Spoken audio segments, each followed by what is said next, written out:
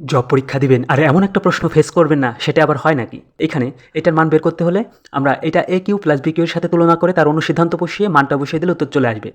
এ Q plus B Q এর অনুসিদ্ধান্ত এখানে লেখা আছে। তো এটাকে আমরা বসিয়ে দিই। X Q plus 1/x Q সমান লিখতে পারি plus 1/x whole Q minus 3 into x into 1/x x plus 1/x।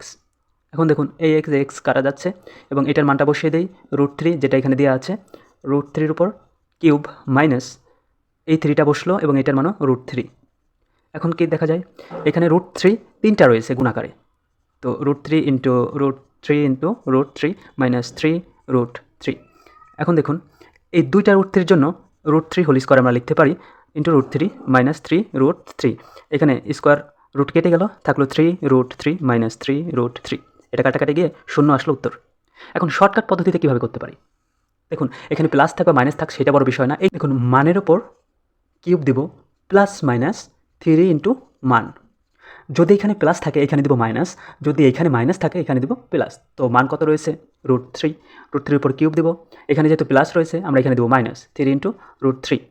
তো √3 কিউবের মান আসতেছে 3 √3, যেটা এখানে দেখানো হয়েছে মাইনাস 3 √3। ফলাফল আসতেছে কেটে শূন্য। যদি মাইনাস হয় তাহলে উত্তরটা কী হয় কমেন্টে জানান।